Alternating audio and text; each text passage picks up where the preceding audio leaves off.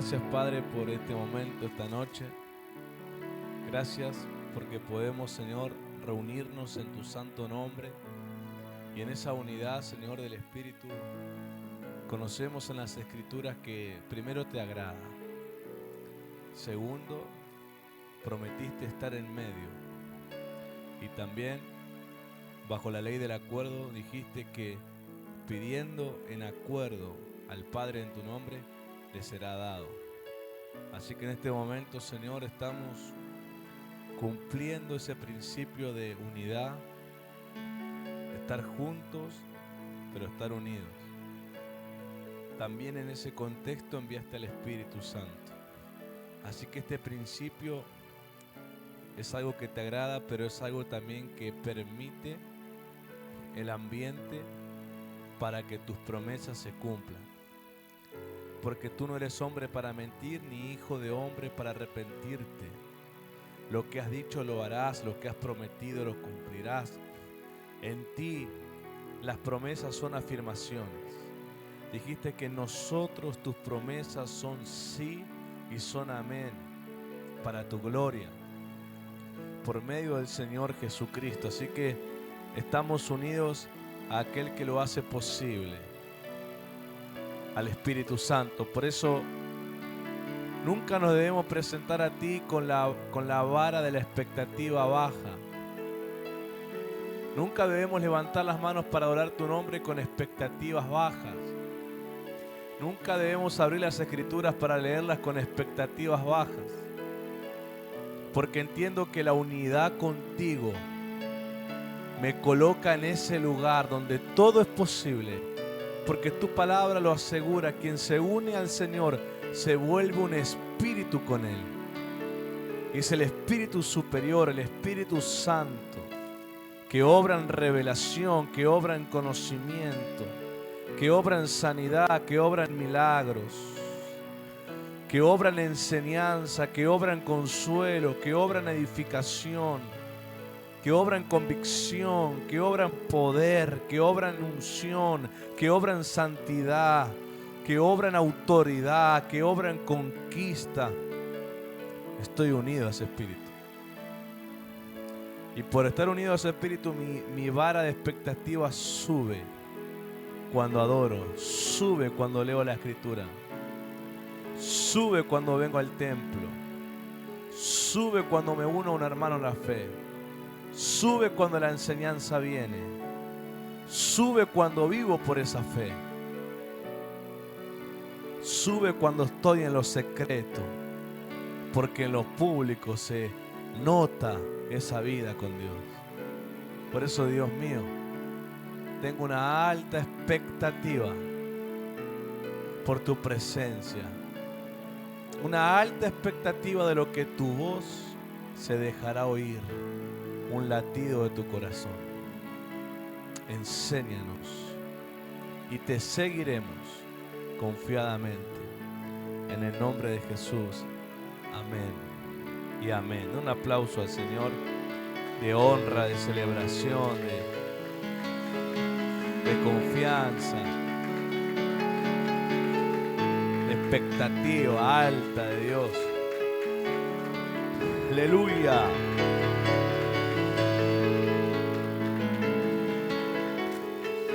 Con Dios todo es posible. Con Dios todo es posible. Amén fuerte tendría que ser. Bien. Pasa que requiere también paciencia. Lo que cuesta. Todo en sus lugares, bienvenidos.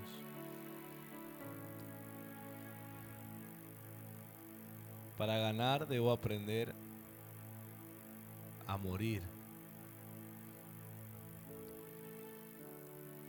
Y el único que le da sentido a la muerte es Dios. Es el Padre. El único que puede sacar algo bueno de la muerte es el Padre. Porque lo puso como un requisito. Él aún puso ese principio en su creación. Los árboles, en cada etapa del otoño y el invierno, literalmente se los llama que mueren. Se despojan de su belleza externa y van a profundizar durante esos 6 meses en sus raíces. Van a fortalecer esa raíz que es el origen de ellos, porque ellos no fueron el tronco y las ramas y todo lo que son de la noche a la mañana. Ellos empezaron en las raíces. Entonces se toman 6 meses para fortalecer sus raíces y luego tiene 6 meses donde vuelven a florecer y a dar frutos. Entonces Dios puso esa sabiduría en la creación, Dios puso ese principio en la creación. Él es el único que saca de la muerte algo productivo, saca algo mejor de lo anterior.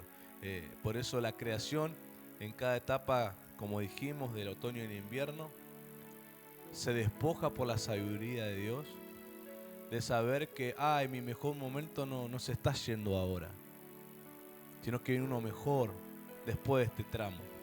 Me encanta porque aunque la creación, los árboles no tienen razón, inteligencia, como nosotros los humanos que nos creemos los grandes por ser inteligentes o tener inteligencia, ellos con un principio nos enseñan más de lo que nosotros podemos enseñarles a ellos con toda la elocuencia que querramos hablarle a la creación.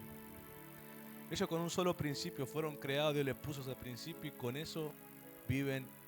Hay especies de árboles que viven centenas de años. El mismo proceso todos los años. 6 meses fortalecen sus raíces, 6 meses florecen y así todos los años. Y ese árbol durante cientos de años nunca ha sido el mismo durante los 100 años que vivió, 200 años. Porque cada vez que su agricultor, el que lo sembró, el que lo cuidó, el que lo conoce, ha encontrado durante 6 meses una fortaleza renovada. Entonces los árboles deberíamos invitar que nos prediquen a nosotros. Nosotros nos creemos muy inteligentes, pero somos tan desobedientes. El humano tiene un pecado en su corazón llamado la elocuencia. Al hombre le encanta hablar muchas veces de lo que no vive. Le encanta hablar, opinar, parecer que sabe, parecer que es conocedor o sabio en cosas, pero no lo vive. Cuando vos examinás su vida, el gran porcentaje de lo que hablan y opinan no lo viven en sus vidas. Y alguien me enseñó que toda persona que hable de asuntos que no vive es un ladrón del conocimiento. Porque no debería, en realidad en la ley no está permitido, en la ley espiritual, que alguien hable de lo que no vive o de lo que no está dispuesto a vivir, porque puede ser que sea una persona que la primera vez que se encuentra con lo que está hablando y lo está compartiendo, pero debe adquirir un compromiso personal de ponerse a vivir eso, porque si no ya no lo puede después volver a hablar. ¿Sí? Eso no es una ley aplicable a los predicadores simplemente, es una ley aplicable llamado coherencia al ser humano. Y es algo que los cristianos debiéramos ser el estandarte de la coherencia entre lo que hablamos y lo que vivimos. Tendríamos que ser los pilares de la coherencia. Tendrían que buscar la palabra coherencia en el diccionario y aparecer como sinónimo de la palabra cristiandad. Gracias a Dios por Jesús hay una verdad sustentada, la verdad sustentable en Jesús. Pero lamentablemente la gente no lee la Biblia, la gente lee personas. Y la gente no lee la Biblia, la gente te lee a vos. Así que es fácil después escudarse con decir, pero Cristo es la verdad, así Cristo es la verdad, gloria a Dios. Pero la gente te leyó a vos la verdad que decís profesar, te leyó a vos cuando hablaste mal de alguien, te leyó a vos cuando pecaste, te leyó a vos cuando te metiste a hacer cosas indebidas por tu fe.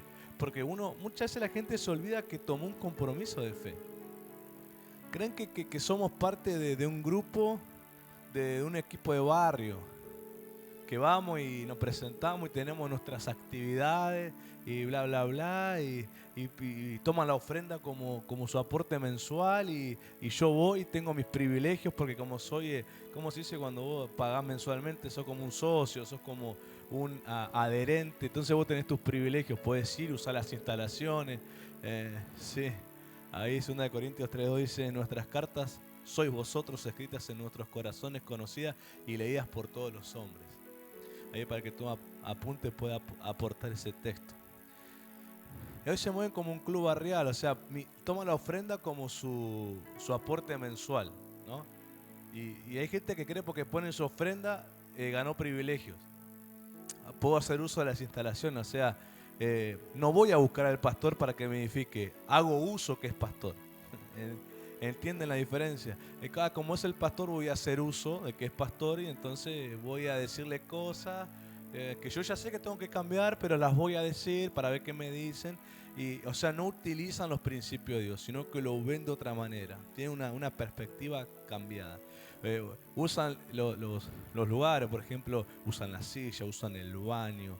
Hay iglesias que son más grandes y tienen baños hasta con ducha, cambiadores, cosas así, pues, claro, para generar comodidad, que está perfecto. Hay gente que lo usa, usó el baño, se bañó, se perfumó, se preparó, vino a la iglesia. Hasta algunos, hay iglesias que tienen Biblia, hasta le usan la Biblia a la iglesia, ni siquiera se compran una, los Mickey Mouse que existen, ni siquiera se compran una. Porque está cara la Biblia, la palabra ya no se vende, pero le gusta usar la que ya compraron. Y vemos gente que tiene esa mentalidad barrial, ¿no? De club de barrio, de sociedad de fomento. Así como pongo ofrenda, tengo derecho a hacer uso de lo que quiero, ¿no? Y se mueven sin principios. Y lo terrible es que la gente los lee. La gente los lee. Vos date cuenta que hay muchas personas que no te van a decir lo que piensan, pero siempre te están observando. No todo el mundo se va a acercar a decirte, che, vos deberías cambiar, vos deberías. No, pero te están observando y créeme que tu vida se convierte en conversación con alguien más. Eso no puedes evitarlo, aunque vos te arranques los pelos, aunque vos te incomodes cuando te enterás que alguien habló de vos y ponga grito en el cielo. Nadie puede evitar que en algún círculo de gente que nos conoce o nos conoció una vez o nos vio, nuestro nombre se vuelva conversación. Porque la escritura dice que nos leen los hombres. Y cuando uno lee algo, siempre se vuelve una conversación. Cuando vos lees una noticia, lees en internet, lees lo que sea, obviamente los conversás con alguien. ¿Viste lo que pasó? ¿Viste lo que está pasando? ¿Viste lo que anunciaron? ¿Viste lo que están preparando? Entonces, nuestros nombres están. Así que conmigo, mi nombre está en boca de la gente. Hay gente que me lee. O lee lo que yo le muestro. Muchos dirán, no, pero mi corazón es diferente, está muy bien, pero sé que tu corazón está demasiado enterrado que la gente no lo ve, pero la gente ve tus acciones, ve tu vocabulario, ve tus expresiones, ve muchas cosas y sos la opinión. Entonces cuando vos te enterás que alguien dice que según tu opinión habló mal de vos, en realidad vos tendrías que rever si lo que habló no está de acuerdo a lo que te vio vivir, a lo que te vio hacer, lo que te vio hablar. Porque ahí también a la gente le falta coherencia. Pues la gente se enoja cuando se entera que hablan mal. Pero no se toman el tiempo de examinar si es coherente lo que dijeron. Porque si una sola persona me vio una sola vez y ese día me vio malhumorado y yo tuve mala actitud y contesté mal y hablé mal, ¿es coherente que esa persona piense de mí que yo soy así? Porque me leyó ese día me vio, me escuchó, me miró. Y yo de repente, no, si yo soy re bueno, si yo hago los mandados de mi mamá, yo soy ordenado, soy buena persona, tengo muchos amigos. Sí, pero la persona te leyó ese día. Y a la gente le cuesta tener coherencia. Porque a todos nos encanta maquillarnos, escondernos detrás de la apariencia que más nos gusta. Y muchas veces nosotros nos miramos en un espejo de fantasía.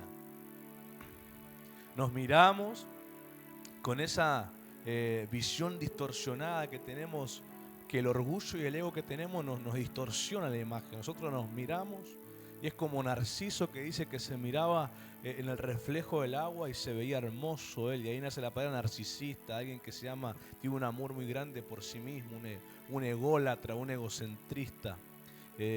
Se ama, el tipo se miraba y se amaba. Él se veía hermoso, él se veía perfecto. Él se veía sin errores, se veía de una imagen que el ego le subía a su visión.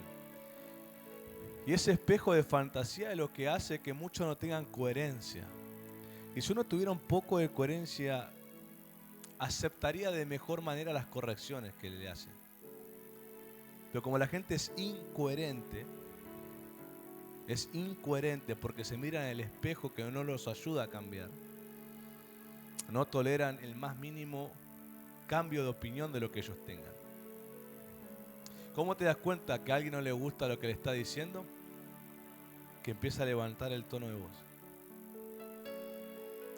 Y ya no está oyendo, ya está respondiendo. Cuando hablas con alguien que no le gusta algo, los próximos minutos la persona empieza a levantar la voz. Así, hay gente que vos ve muy tímida, calladita, sonriente, que cuando vos le decís algo, o sea, como te contestan gritando. Y te levantan la voz. Y son conversaciones que se van subiendo de tono. Y eso es porque alguien que no tiene tolerancia, no tiene coherencia con su vida. Es el rey de los engañados, pero engañado ni siquiera por alguien más, por sí mismo. Y la Escritura también lo afirma, sabia la Escritura, evidenciada que está inspirada por Dios. Dice que de todas las cosas engañosas, el corazón es lo más engañoso del hombre. No te dijo tu amigo es el que más te engaña. No dijo tu mujer, tu marido, tu papá, tu mamá, tu hermano.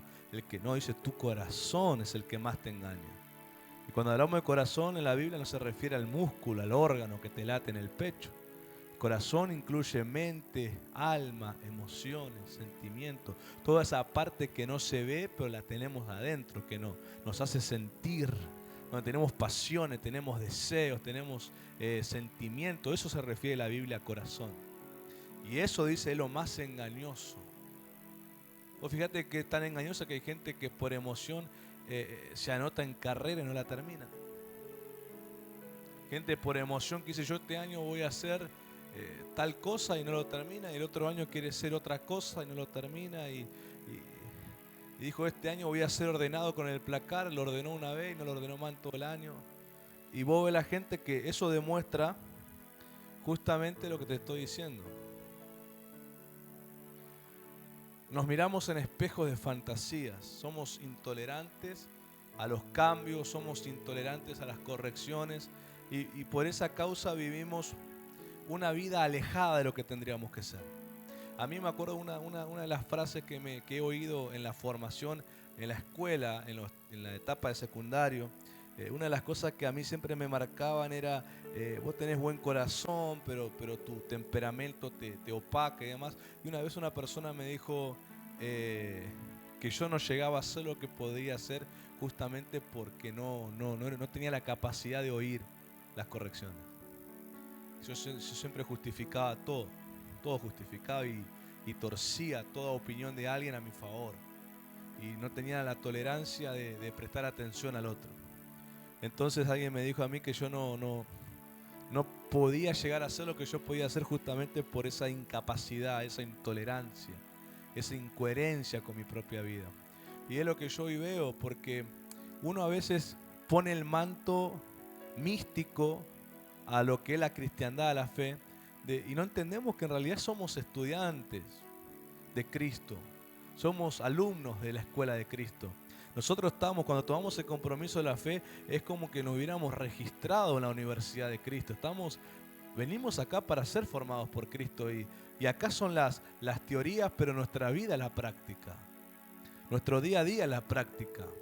Y si esto fuera una universidad literal, ¿cuántas veces hubiéramos reprobado? Porque en la práctica siempre justificamos nuestros errores y siempre la culpa a la gente y nunca miramos hacia nosotros mismos. Pero cuando el Espíritu Santo logra trabajar en nosotros, vencernos, quebrarnos y hacer nacer la vida de Cristo, nos vamos descubriendo que hay cosas que ya no nos ofenden como antes sí nos ofendían. Hay cosas que no nos enojan como antes sí nos enojaban. Hay cosas que las tomamos con otra altura, con otras perspectivas, porque aprendemos a convivir con la debilidad que tengo como ser humano, pero también en la potencia que Cristo me da por reconocerme como una persona débil.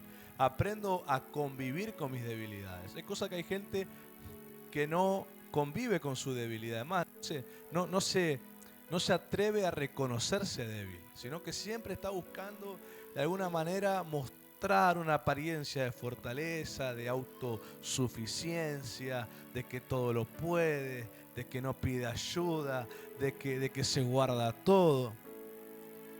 Y justamente son personas que son vencidas por las causas que debieran vencer. ¿Y cuál es la diferencia? En que hay personas que hemos aprendido por el Espíritu Santo a convivir con nuestras debilidades. Quiere decir a reconocer que somos gente débil, limitada en lo humano, pero cuando unimos nuestra vida al Espíritu, su potencia viene sobre nosotros para lograr las cosas que no podemos. Y le damos todo el reconocimiento y el honor porque esa coherencia nos hace decir: de Dios es la gloria, de Dios es el honor, de Dios es la alabanza. Porque si puedo hacer proeza, la hago por Dios. Si puedo cambiar, lo hago por Dios, porque todo empezó cuando me reconocí débil. Si uno va al origen, al inicio de los hombres y mujeres de Dios que lograron cosas con Dios poderosas para nosotros, vemos cuántos han reconocido sus debilidades. Por ejemplo, Jeremías, por ejemplo, Isaías, por ejemplo, David. Fueron personas que reconocieron sus debilidades y pidieron a Dios la ayuda correspondiente. Y veo que Dios le cumplió. Que a Dios no le sorprendió que se reconocieran débiles. Justamente le dijo: yo sé que sos débil. Y yo sé que lo que te estoy hablando no lo vas a lograr hacer si no es a través de mí. Pero justamente te estoy invitando a que lo hagas conmigo. Justamente es la clave de caminar con Dios. El lunes pasado enseñamos que el inicio de caminar las promesas es la santidad. Y hablamos que la santidad está relacionada a donde Dios está. Porque hablamos acerca de cómo el ángel del Señor se le presenta a Josué y le dice: quítate tu calzado porque el lugar donde estás es santo. ¿Por qué era santo? Porque Él estaba. Como le pasó a Moisés en la zarza, el lugar era santo porque Él estaba. Ahora, la incoherencia de la iglesia del siglo XXI es que va detrás de los lugares donde Dios ya no está. Y no se mueve a donde Dios está. Y esa incoherencia los hace vivir secos como están. Los hace vivir ignorantes del corazón de Dios como están. Los hace vivir de opiniones de alguien y no conocer la revelación que Cristo tiene para su vida. Porque van detrás de donde Dios estuvo.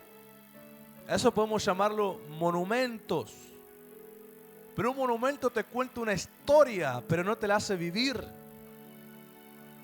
Un monumento te cuenta un registro histórico, te dice verdaderamente aconteció esto, pero no te hace vivirlo. Y mucha gente ignora y piensa que Dios está atrapado o encerrado en esos lugares históricos. Como que alguien le dijo: bueno, te quedas acá a partir de hoy, todo el que quiera que venga a buscarte acá. Dios se ha movido y lo ha mostrado a lo largo de la historia. Dios no quedó atrapado en Jerusalén cuando fue destruida en el año 70. Dios no quedó en Éfeso con el avivamiento, uno de los primeros avivamientos de la primera iglesia. Dios no quedó en ninguna de las 7 iglesias de Asia Menor, que hoy es Turquía. No quedó en ninguna iglesia. Y todos esos son monumentos. Y la gente va a esos monumentos creyendo que Dios va a estar en esos lugares. Pero no está mal ir a conocerlos a un nivel histórico, a un nivel turístico. Yo iría a conocerlos a nivel turístico, a investigar, a conocer más la historia. Pero si yo quiero estar con Dios, tengo que ir donde Dios está hoy. Los verdaderos apasionados de Dios tienen la sensibilidad, la coherencia de perseguir a Dios, de ir donde Él está. Moisés fue un entendido porque él vio señales poderosas. Dicen que las señales de Dios a través de Moisés en Egipto fueron irrepetibles. Fueron hazañas portentosas que la Escritura dice: y no se levantó hombre como Moisés, hombre de señales y maravillas.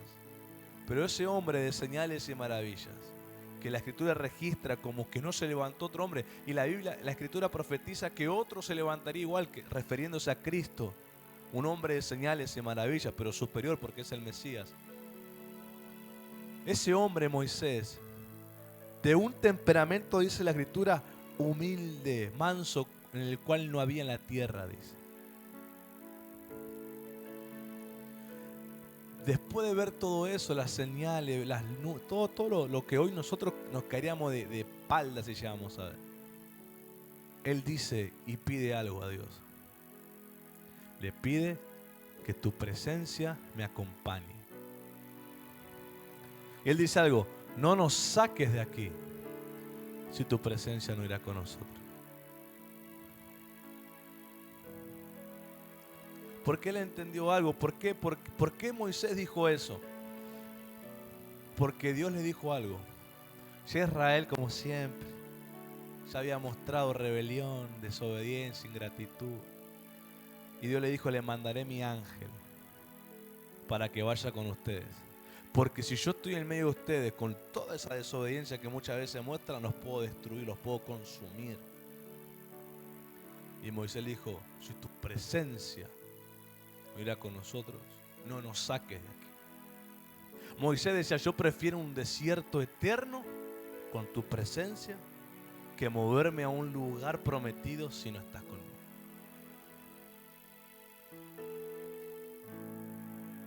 Y dice que a Dios le gustó esa petición y le contestó. Ahora, muchos dicen o piensan: Moisés le logró cambiar la opinión a Dios. Moisés le logró hacer que Dios tuerza su mano. No, lo que yo creo, como alguien que lee la Escritura, que la primera respuesta de Dios fue la prueba del corazón de él. Dios ya planeaba ir, pero la primera, a ver qué decía. A veces decía: sí, está bien, vamos con tu ángel. Hay gente que a veces no sabe discernir cuando Dios le está probando el corazón. Inmediatamente dicen: ok, bueno, lo que tú digas. Pero no saben decir: Dios mío, prefiero esta situación con tu presencia, que me des lo mejor que tengas y no estés conmigo. Y Dios dice: bueno, ok, mi presencia irá con usted. Pero algo más te pido: muéstrame tu gloria. Y también se lo concedió. Le dijo: no me verás el rostro porque no vivirá hombre que me vea cara a cara, pero te mostraré mis espaldas. Y le revela su nombre. Yo soy el que soy cuando pasa el Señor. Dice que él en la hendidura de la roca estaba escondido, Moisés.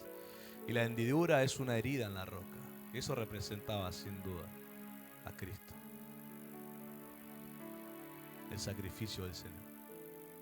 Cuando nosotros estamos, yo una vez prediqué sobre eso, años atrás prediqué sobre eso. Estamos en pandemia, me acuerdo cuando prediqué sobre eso. Y recién empezamos a grabar, así que está grabado. Grabamos en audio. Y cuando pase mi gloria, yo te pondré en una hendidura de la piedra y te escurriré con mi mano hasta que hayas pasado. Éxodo 33, 22. Estos hombres, ¿por qué pudieron vivir una relación con Dios tan profunda? Una relación con Dios tan vívida. Ellos no vivían de fábulas. Ellos no vivían de monumentos pasados. Ellos vivían una revelación fresca y presente para su tiempo. Ellos vivieron, caminaron con Dios para su tiempo. Miren que David ya tenía atrás muchos hombres que lo habían hecho. Bueno, Moisés uno, los patriarcas. Pero él no se quedó viviendo de lo pasado. Él no fue al encinar de Manré a tocar la piedra y querer buscar la presencia de Dios. Él no fue al Sinaí a subir arriba y esperar 40 días a ver si Dios le hablaba como lo hizo con Moisés. Él lo que hizo fue, como debiéramos nosotros, inspirar la fe de estos hombres que ya lo hicieron y buscar su propio encuentro con Dios. Pero esta generación, esta iglesia del siglo XXI, no toda, pero la mayoría, le encanta ir a los monumentos históricos donde Dios ya no está, donde Dios ya se movió. Y no le gusta moverse donde Dios está. Y esa es la gran hipocresía y la incoherencia del hombre. ¿Por qué? Porque esto es muy parecido a lo que hacen cuando alguien muere. Mientras estaba vivo, pleito, discusiones, Le miraban todas sus debilidades, todos sus defectos. Cuando muere, automáticamente lo convierten en un santo. Que era bueno, buen corazón, cariñoso, amable, afectivo, responsable, hombre de Dios, ungido, santo, poderoso. Pero cuando estuvo vivo, le tiraron piedra. Cuando estuvo vivo lo deshonraron. Cuando estuvo vivo lo criticaron. Cuando murió, claro, ya la muerte hace que no los incomode su presencia. Su ausencia les da felicidad porque no los incomoda con su mensaje. ¿Y que le levantan un monumento? Al profeta de Dios. Claro, ¿qué les va a incomodar la estatua que le levanten, el monumento que le levanten, la tumba que le levanten? Si un muerto no puede hablar.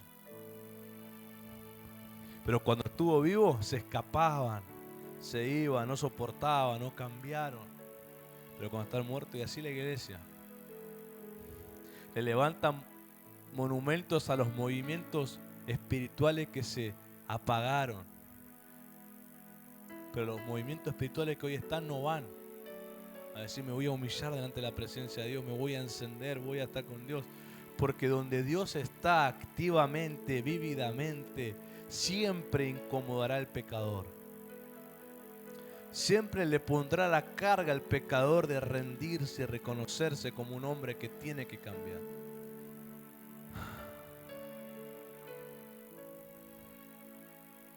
Solo los hambrientos realmente corren a un lugar donde le dicen la presencia de Dios está ahí. Otros no, otros prefieren quedarse en lugares muertos, apagados, secos. Quedarse con sus vinos viejos, echados a perder. Ellos ya son, ¿cómo se dice? Donde estaba el vino, ¿cómo se le llamaba? Los odres, ya ellos se envejecieron como odres, ya no soportarán una renovación, porque Jesús lo dijo, se romperá el odre. Porque como está tan viejo, está tan estirado, y cuando el vino entra, lo que genera es justamente un ensanchamiento, lo romperá. Hay gente que ya no vivirá un avivamiento. Hay gente que ya no experimentará un refrescar de la presencia, no experimentará, salvo si se humillan y se reconocen como hombres que han fallado. Porque muchos intentan ahí agarrar lo nuevo. Pero no se puede dar lo nuevo a alguien que envejeció. A alguien que tiene sus costuras a punto de romperse. Porque no soportará el peso y se perderá. Pero si esa gente, por la misericordia de Dios, tiene oídos para oír, primero va y dice, Dios mío, me reconozco como un hombre que te falló. Reconozco que tomé decisiones equivocadas, erradas, me miré en un espejo egocéntrico, soberbio, no reconocí. Dios puede hacerlo de nuevo para que pueda descender un vino nuevo sobre ellos. Pero si no, no. Por eso te vuelvo a decir, Dios es el único que de la muerte logra sacar un nuevo producto, un fruto refrescante, algo nuevo, algo fresco. Porque esa persona envejecida, ya más destinada, ya sin operación espiritual, se arrepiente. Dios puede renovarlo totalmente y darle un tiempo de gloria. Y ahí vemos otra vez un resurgir en la presencia. Pero algo escribí en las redes el otro día. Tenemos que entender que hasta que no estemos totalmente sumergidos, no podremos conocer el corazón de Dios. Mientras estemos a distancia, en la orilla, mientras estemos a una medida, al tobillo, a la rodilla, aún aunque algunos dicen, pero yo estoy hasta los hombros, no interesa, hasta que no estés sumergido totalmente, no conocerás el corazón de Dios. Porque el sumergirte representa justamente el humillarte hasta lo más que tengas. Porque uno dice, bueno, la santidad me inicia en las promesas. La santidad me dice, ve detrás de Dios, camina con Dios. Pero uno se dice, ¿y dónde lo encuentro? ¿Cómo sigo el rastro de Dios? Si Él es espíritu, yo no puedo verlo como una persona. No tengo un número para llamarlo. Dios no tiene una oficina para ubicarlo. ¿Cómo logro saber dónde Él va a estar? Y es justamente la siguiente etapa de cómo caminan las promesas de Dios. Y que está registrado en el Salmo 32, verso 8. Aleluya. Dice: te haré entender y te enseñaré el camino en que debes andar. Sobre ti fijaré mis ojos.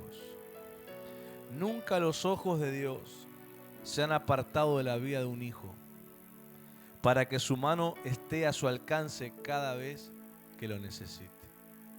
Nunca los ojos de Dios han dejado de estar sobre un hijo, para que cuando ese hijo necesite, su mano esté a su alcance.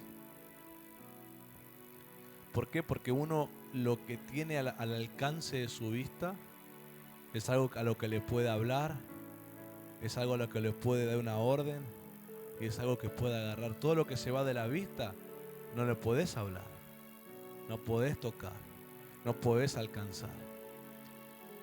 Y muchos han perdido de vista ellos a Jesús.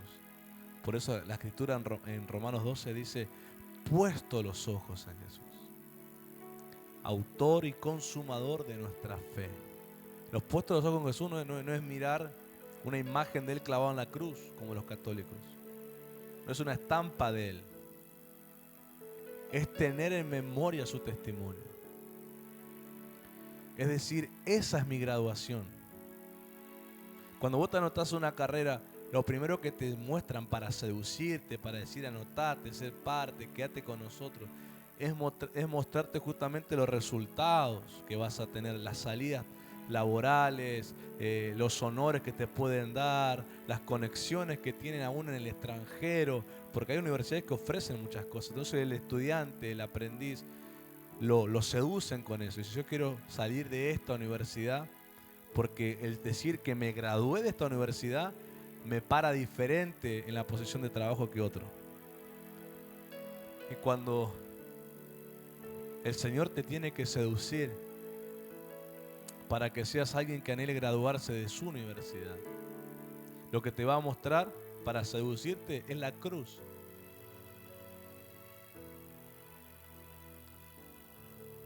No te va a mostrar el Señor los milagros que puedes hacer, no te va a mostrar el poder que puede manifestarse a través tuyo, no te va a mostrar la unción que Él te puede dar, no te va a mostrar las bendiciones que puedes tener con Él, porque eso sería algo muy limitado que te muestre eso.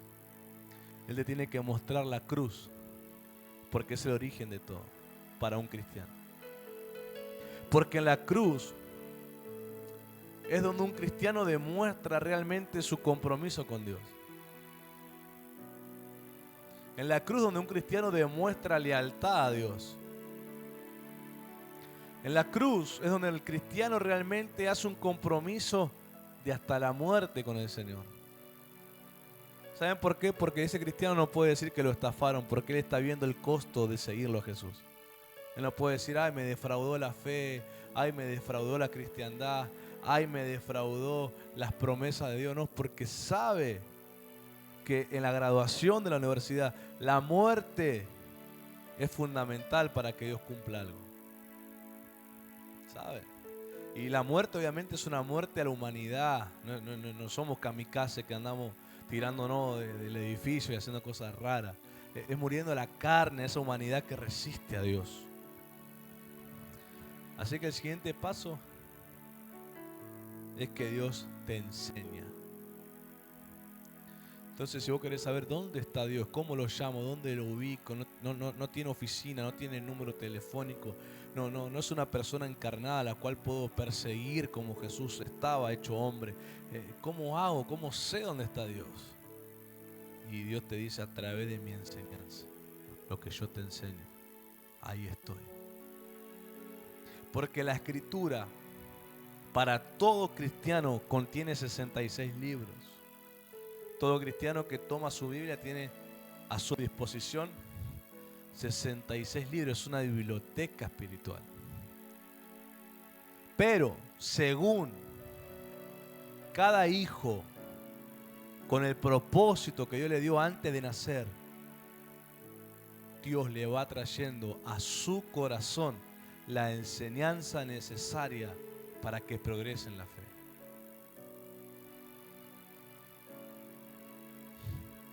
Por eso la coherencia de los que congregan. Porque mucha gente te puede venir a la iglesia porque le queda cerca, porque está bonita, porque tienen aire, porque cantan lindo, porque hay buen ambiente, porque se visten bien, porque las luces, porque la silla, porque hay jovencitas lindas, hay jovencitos lindos, porque hay solteros, hay solteras, hay viudas. Hay gente que te va por muchos motivos, menos por Cristo a la iglesia.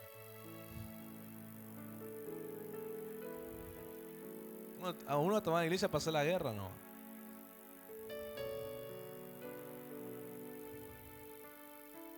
La verdad.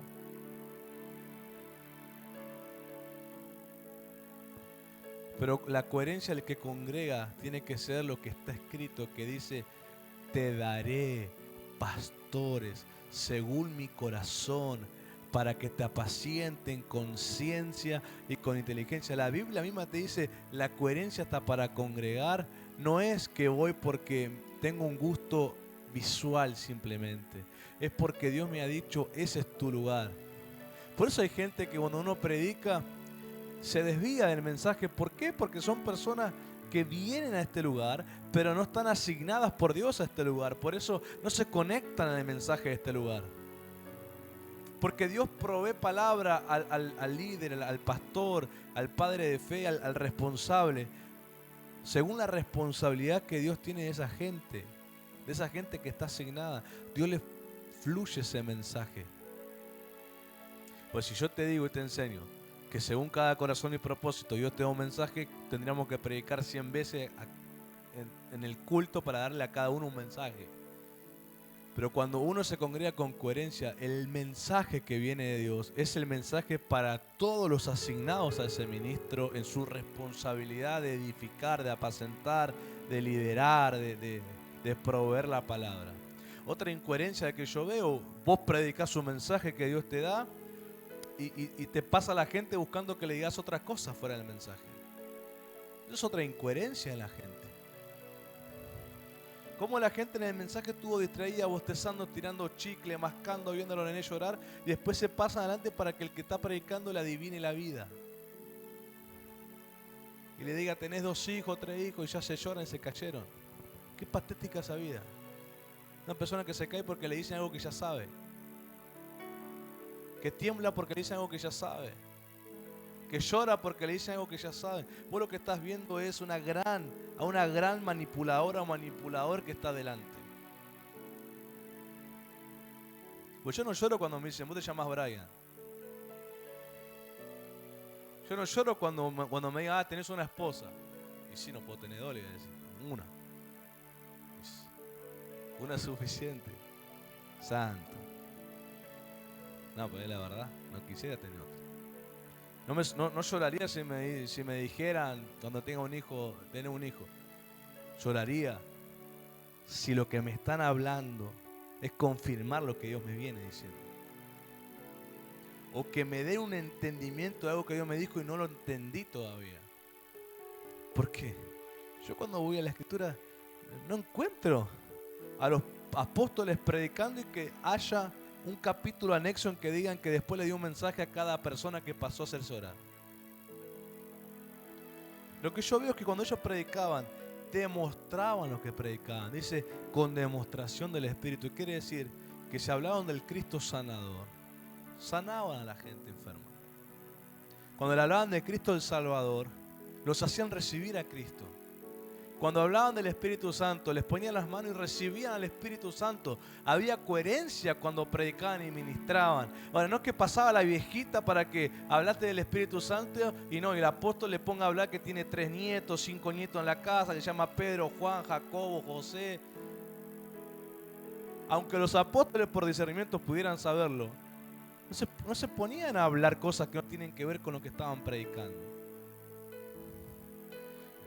Hasta los pastores son incoherentes. Vos predicás un mensaje y óreme a toda la iglesia y la gente pasa y uno dice, pero yo les prediqué el mensaje. El mensaje fue hablado, lo que Dios quiere hacer con ustedes. ¿Qué quiere que le adivine la vida a la gente? Que le ponga la mano y le diga lo que ya saben. Que le diga que tienen que perdonar cuando ya saben que tienen que hacerlo. Que le saque los demonios, que se arrepientan, que se liberen.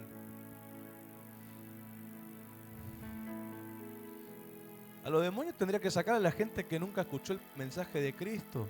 Ahí fuera coherente que saquemos fuera demonios, porque la gente no tiene una vida santa, no ora, no busca a Dios y se acercó por primera vez. Sacar a los demonios, reprenderlos, que reciban a Cristo, se bauticen, que sean discipulados. Pero tenemos campaña dentro de templos.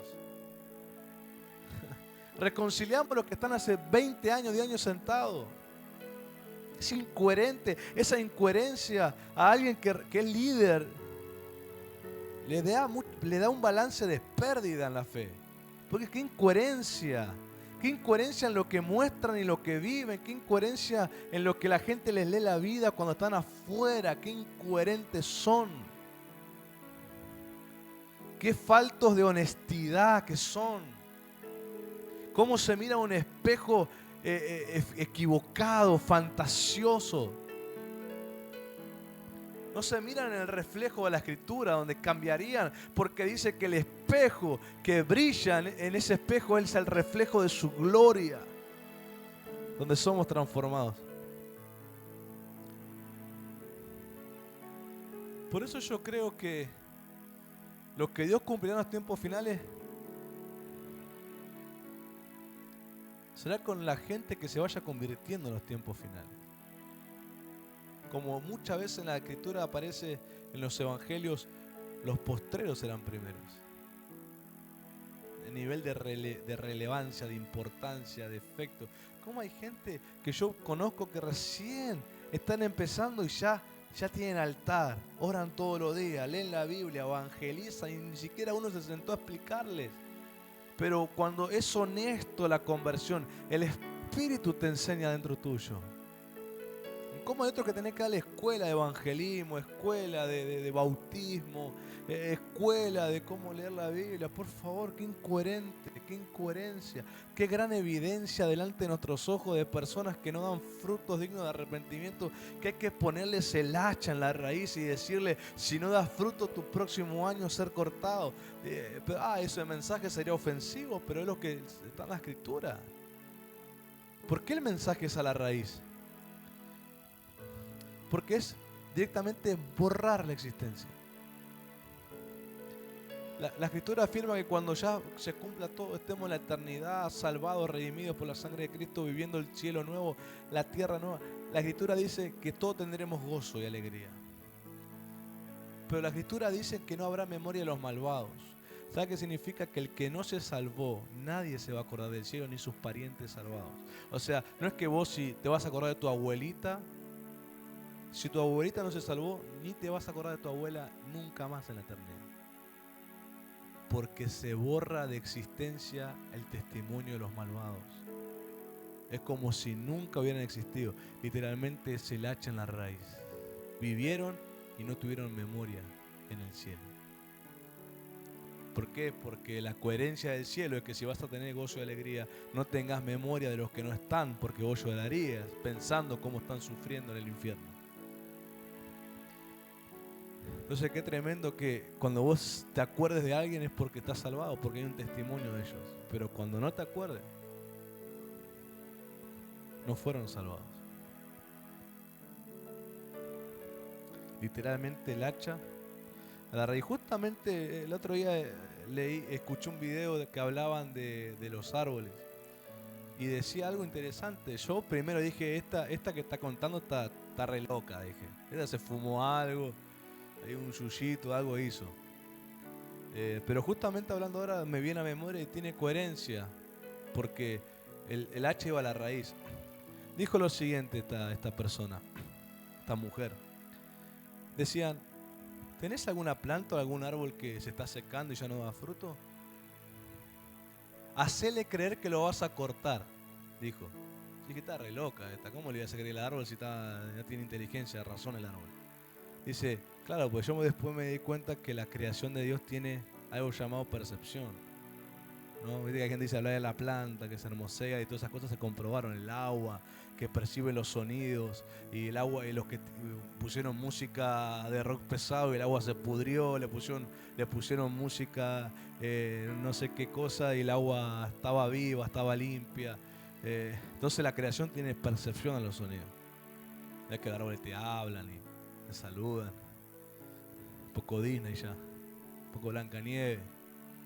Te iba a mandarse un análisis de si no entra un yuyito por ahí. Pero dice, hacele creer que lo vas a cortar. Dice, golpearle el tronco, cortarle el tronco, cortarle un poco el tronco, como asustarlo al árbol. Dice, vas a ver cómo él va a percibir que lo querés cortar y te va a empezar a dar fruto. Y yo lo probé, dijo, y me resultó. Ahora, si yo uno eso a la escritura que Juan Bautista predicaba, el hacha está a la raíz. O sea, tenía el hacha clavada en la raíz, no que al lado de la raíz parada, clavada. ¿Tendrá algo que ver, una coherencia en decir que cuando las personas perciben que la destrucción se les asoma, hay algunos que recapacitan y hacen lo que tienen que hacer? Ellos llaman los hijos del dolor, aprenden con dolor nomás. Cuando ya se dan el golpazo se dan cuenta que nunca más. Así que si no aprendes cambiando, yendo a Dios, posiblemente tu escuela va a ser el hacha en la raíz. Dios te va a poner el hacha, te la va a clavar en la raíz para que te despierte el temor a Dios. Así que no sé si esta noche vas a decirle, Señor, yo oigo y obedezco, o si vas a ser alguien que decir, yo soy demasiado terco, necesito que Dios me trate con hacha para que yo pueda quebrantar mi terquedad.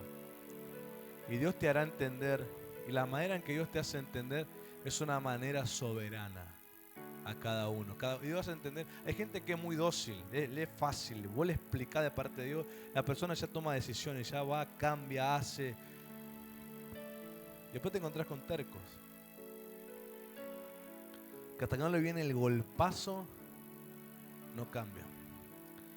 Pero este salmo nos da, en las palabras que lo conforman, en el significado de sus palabras, nos da una revelación muy edificante para entender esta etapa de seguir a Dios por la enseñanza. Miren, la frase te haré entender significa te pondré en la cruz, o también cruzaré mis manos. ¿Sí? Cruzaré mis manos que hizo Jacob con sus nietos. Puso al menor como el mayor. Te haré entender significa te pondré en la cruz, o también cruzaré mis manos. Porque cuando Jacob cruzó las manos, hizo como una cruz en su forma. Cruce su mano ahí. Una cruz. Ahí hay algo profético. El intercambio que Dios hizo. Pero bueno, la frase te enseñaré significa hacer fluir. La enseñanza hace fluir la vida de Dios. Cuando uno está enseñado, fluye. Porque uno que está enseñado, no solamente uno que le dieron la enseñanza, el enseñado es aquel que lo aplica. Por eso el que aplica lo que le enseñan puede fluir en eso. ¿Cómo hace usted para orar por enfermo? Y la enseñanza y fluye la sanidad. No es muy difícil. Pues has enseñado, lo creé, lo aplicá y va a fluir. Te enseñaré significa hacer fluir.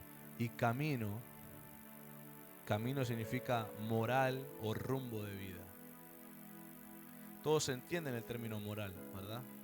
La moral es esa estructura de vida que vos tenés, esos principios de vida que tenés que no lo alterás, es tu forma de vivir. Camino significa moral o rumbo de vida. La moral que uno tiene son esos principios inculcados. Eso es una gran responsabilidad de los padres, son principios inculcados que uno recibió, donde uno va a tener límites hasta dónde es capaz de llegar. Hay cosas que lo van a hacer si yo eso no lo hago. Eso tiene que ver con la moral que uno tiene. Ahora, cuando unimos todos estos significados de estas palabras, encontramos esta revelación. Dice, te pondré en la cruz.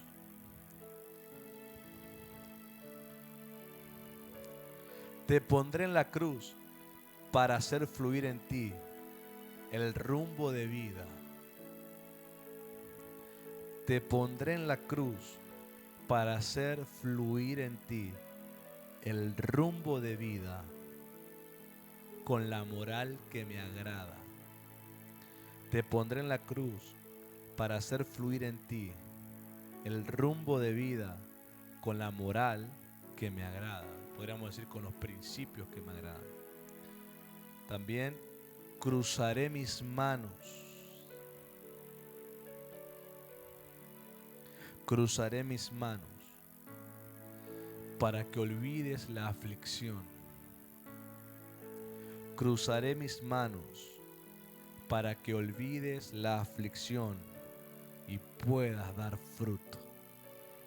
Aleluya. Entonces cuando uno sigue a Dios en la enseñanza, el Señor dice, te pondré en la cruz para hacer fluir en ti el rumbo de vida con la moral o con los principios que me agradan. Cruzaré mis manos para que olvides la aflicción y puedas dar fruto. Básicamente sería la interpretación de lo escrito en este salmo, a través de lo que significa cada palabra estudiada. Entonces ahora entiendan ustedes por qué la cruz es el lugar al que Dios te tiene que llevar. Porque la cruz es el origen de toda vida productiva para Dios. La cruz es la razón por la cual las promesas se cumplen. La cruz hace posible que alcances el destino y la meta. La cruz siempre ha sido, es y será el instrumento por el cual Dios gana un hijo y el diablo pierde un pecador. Aleluya.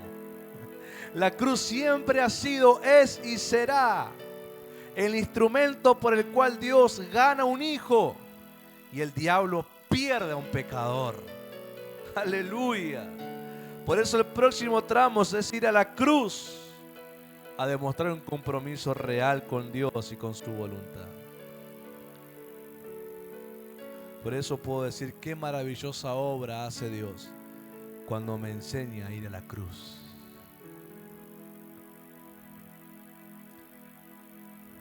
Ahí Dios te prueba un compromiso con Él. Me gusta esa frase final que el Espíritu Santo hoy en la tarde me dio entendimiento. La cruz ha sido, es y será el instrumento por el cual Dios gana un hijo y el diablo pierde un pecador. Solo en la cruz pasa eso. Así que para seguir a Dios, decir yo estoy con Dios, camino con Dios, voy donde Dios está, conservo la santidad, es justamente aprender a ir a la cruz. La cruz es el acto de negación más alto que un hombre puede tener. Porque el que era condenado a la cruz, políticamente, legalmente perdía todo derecho. No tenía derecho a nada esa persona. Por eso era maltratada como era maltratada. Porque no había derechos humanos que puedan intervenir a defender. Porque la condena a la cruz automáticamente le quitaba el derecho de humano. Perdía todo derecho de defensa, de protección, de cuidado. Todo lo que hoy conoces como derecho, automáticamente ir a la cruz te lo quitaban. Por eso trataban a la gente con el maltrato y el sadismo tan alto y nadie podía intervenir porque era como un NN, alguien que fue borrado del registro, como que era alguien que podían hacer lo que quieran. A ese nivel de negación llegó Jesús. Por eso Él fue coherente con la cruz. ¿Por qué? Porque dice la Biblia, no abrió su boca para defenderse. Ahora hay gente que no es coherente con la cruz, porque dicen yo estoy en la cruz con Cristo, estoy con Cristo juntamente crucificado. Oh, ya no vivo yo, Cristo vive en mí, aleluya. Pero abren su boca grande para defenderse. No son coherentes con la cruz. No son coherentes con el mensaje de la cruz. no son coherentes con el testimonio de la cruz. No son coherentes porque alguien lo explicó mejor que yo, creo que fue Marco Brunel. Él dijo que es volverte inofensible cuando la ofensa ya no te golpea, ya no te afecta, porque en la cruz vos cediste tus derechos. Por eso los apóstoles interpretaban así. Pablo interpretó: somos ovejas contadas para el matadero. Somos gente que tiene otra cabeza a precio. Nosotros ya sabemos que por ser de Cristo y tener el Espíritu de Cristo, ya sabemos que todas las olas y hordas de maldad nos perseguirán y estarán contra nosotros. Ya sabemos que el diablo usará todas las estrategias habidas y por haber para golpear nuestra humanidad, golpear nuestra carne, golpear los sentimientos, golpear nuestros pensamientos. Por eso el apóstol dijo que nada me separa del amor de Dios, ni lo presente, ni lo porvenir, ni lo alto, ni lo profundo, ni ángel, ni demonio, ni ninguna cosa creada. Jamás me separará del amor de Dios que es en Cristo Jesús, Señor nuestro. Porque el apóstol dijo: yo tengo mis derechos humanos cedidos al reino. Los apóstoles entendían muy bien que lo único que podía a ellos salvarlos era la voluntad de Dios. Si Dios lo permitía, ellos lo aceptaban. Pablo dijo: he sido apedreado tantas veces, he sufrido naufragios tantas veces. ¿Pero por qué? Porque Jesús dijo a Ananías cuando lo fue a visitar para devolverle la vista: Él sufrirá por mi causa. Dios destinó un ministerio de sufrimiento a Pablo, porque Pablo tenía que aprender por el sufrimiento. Por eso cada uno en la escuela de Dios, Dios lo lleva por una especialidad. Así cuando vos te anotás a una carrera te dicen: bueno, pero podés agarrar estas orientaciones, estas especialidades. Podés volverte, querida medicina pediátrica, bueno, pero podés volver pediatra con esta especialidad. Especialidad del corazón, especialidad en los pulmones, especialidad en la piel, especialidad en el cerebro, y todo lo que puedes agarrar. El Señor nos anotó en la universidad, pero Dios a cada uno nos lleva una especialidad que Él eligió. Al apóstol le dijo: te enseñaré por el sufrimiento. Es necesario que sufras para que me conozca. Por eso Pablo fue un hombre de sufrimiento. A Pedro le dijo: llegará el momento en que cuando seas viejo, otro te ceñirá e irás donde no quieres ir. Otras palabras, el Señor le dijo: vos vas a aprender a través de justamente cambiar tu cultura. Y vean que Pedro, a los primeros que tuvo que predicarle, a los primeros gentiles, fue él quien predicó. La casa de Cornelio. Una visión Dios le mostró y lo confrontó: no llames inmundo a lo que yo he limpiado. Entonces Dios nos lleva por especialidades para nuestros propósitos. Tenés que aprender a entender que en la universidad de Dios, en la escuela de Cristo, Dios eligió una especialidad para vos para que aprendas. Por eso dice: te daré a entender y te enseñaré el camino en que debes andar, sobre ti fijaré mis ojos. El camino es Cristo, pero las especialidades son diversas según cada uno en el propósito que Dios les tenga. No todos pasamos por las mismas cosas porque depende del propósito que tengamos. Hay unos que tenemos que pasar por los sufrimientos, pero también Dios nos conoce el temperamento, el carácter, sabe cómo mantenernos humildes. Otros pasarán por diferentes tipos de especialidades, pero todos desembocamos en el mismo lugar, en la cruz. Todos llegamos ahí, a la cruz. Acá no es que cualquier camino te lleva a Roma, acá Cristo te lleva a la cruz. Es que el evangelio sin cruz es una religión. El evangelio con cruz es donde realmente vivimos para Dios. O es el acto de negación más alto que un hombre puede darle a Dios. Obviamente no es de la noche a la mañana, no es que hoy, ay Señor, voy a la cruz, estoy crucificado y ya sos un hombre que te van a salir la herida en las manos y en los costados. Es una carrera, pero el compromiso que tomás hace posible que Dios te pueda seguir suministrando la enseñanza para llevarte a esa condición como la de Cristo. Uno tiene que aprender por la Escritura a saber qué pedir en uno que le falta para que Dios pueda cumplir. Por ejemplo, uno quiere ser santo, uno dice: yo quiero ser santo, ok. No alcanza con decir quiero ser santo.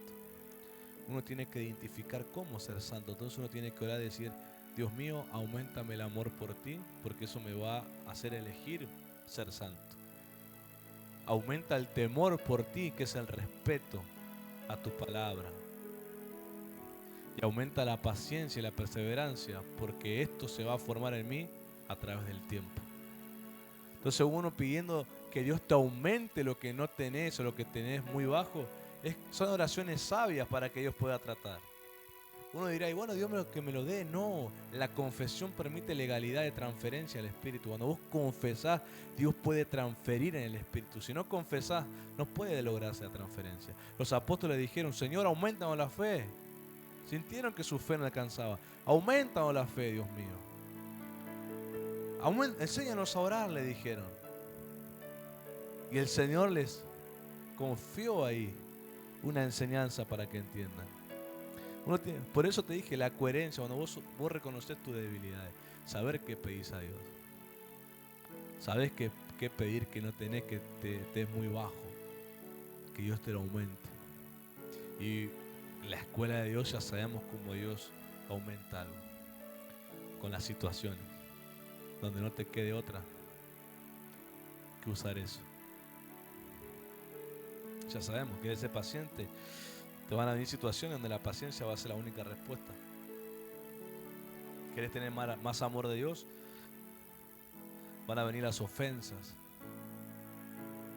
Van a venir las ingratitudes. Para que aprendas a amar. Cuando uno dice a Dios quiero aprender, dice ok, pero a mi manera. Acá no es te sentás, escribí, te va como un tonto, no. Acá eso va a ser transferido. Esto va a ser encarnado en tu vida y no va a ser a través de situaciones. Ya sabemos que así va a ser. Sabemos que Satanás después de esto va a querer venir a robar la semilla.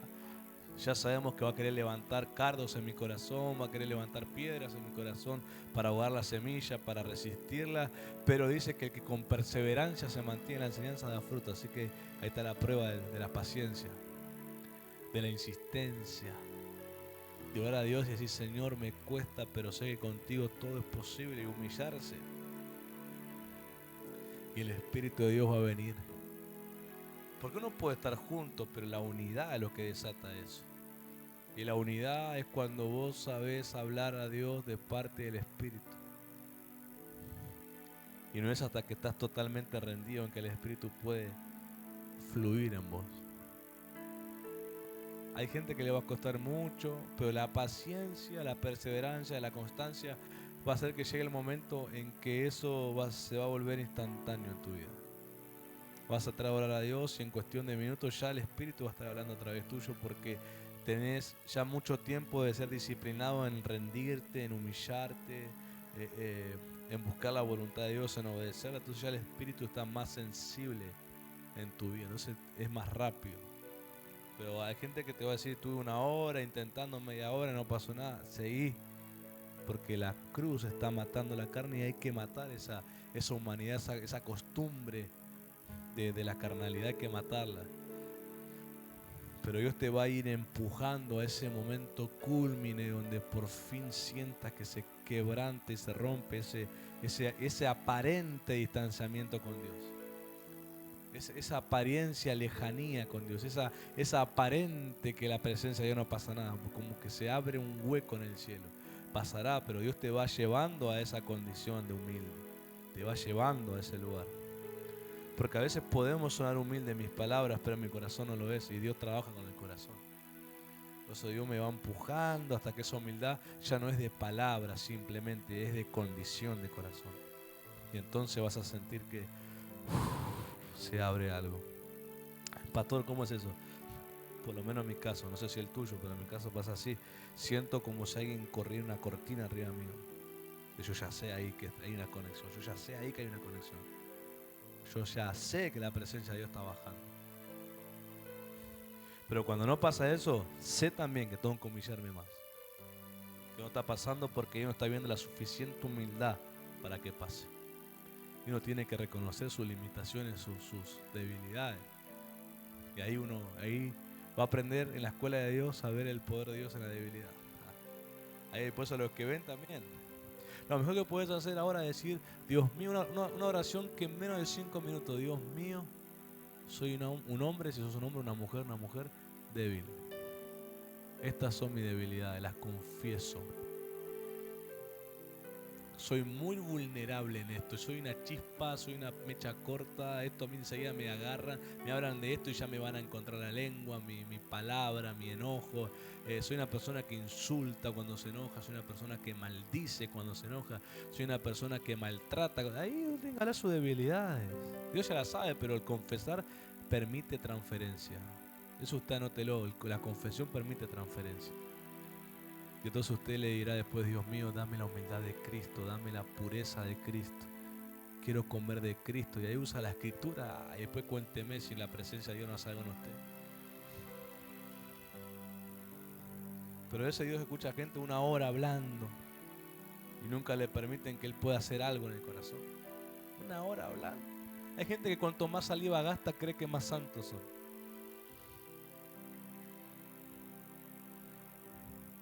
Que algunos porque leen que Jesús se la pasó orando toda la noche creen que Jesús gastó saliva toda la noche. Cuando uno está en el altar de Dios aprende que no es tanto lo que habla, sino lo que aprende a conectarse con Dios. Porque hay momentos que Dios también te va a hablar, como que nunca te habla Dios.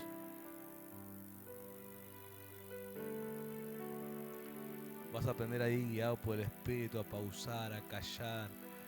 Él te va a guiar a veces a cambiar el sonido, poner adoración, poner alabanza, cambiar instrumento. Todo acá adentro va a empezar Él a guiarte, es decir, ese sonido cambialo, lee esta escritura, busca esta palabra. Y vos tenés que entender, Él me está enseñando el camino por donde debo ir. Uno tiene que aprender a discernir a Dios en la cotidianidad de la vida. Dios no está encerrado en esta iglesia. Uno tiene que aprender a discernir a Dios en la cotidianidad. Yo no vi quienes levantaron las manos cuando se preguntó quién tenía el altar. Pero si usted no levantó la mano, usted tiene que ser coherente con su vida de fe. ¿Cómo el que tiene fe no va a orar a Dios? ¿Cómo el que tiene fe no va a tener tiempo para Dios? ¿Cómo el que tiene fe no va a amar estar a solas con Dios? Eso tiene que ser coherente en tu vida. No tenés un congreso de altar para que vos vayas a orar. A mí me bastó una enseñanza donde oí por primera vez al altar con Dios, oí lo que significaba el altar. Y yo automáticamente le dije a Dios, yo quiero tener un altar. Quiero tener, y bendito Dios, ya hace 9 años que tengo un altar, del año 2015. Entonces, acá no es cuestión solamente que te digan algo, acá es cuestión de buscar aplicarlo. Vos realmente sos lo que vivís de Dios. Vos sos ese, lo que aplicás, lo que obedeces, ese sos. No sos el que querés quizás aparentar, quizás mostrar. Sos lo que vivís de Dios. Por eso el que está ahí, ore, mire, obviamente ore todo el tiempo que quiera, pero hay oraciones tan cortas, sencillas, que trascienden la vida para alguien. Le cambia todo el panorama después de esa oración. La oración de Jabes. ¿Cuánto tardó Jabes en orar esa frase? Menos 1 minuto. Y dice que Dios lo prosperó, lo hizo más ilustre, le hizo todo lo que le pidió. Porque hay oraciones que cambian el destino de alguien. Su madre lo parió con dolor a Jabes, pero él se agarró de una promesa y la oró. Y la oración de Jabes es una de las oraciones más cortas en la Biblia, pero que tiene el resultado de un destino tan grande en alguien. Pero a veces hay gente que Dios escucha 1 hora y le ve tanto orgullo y sudor en el corazón mientras habla. Pero este Jabes ya quebrado, él se atrevió a pedir grandeza a Dios.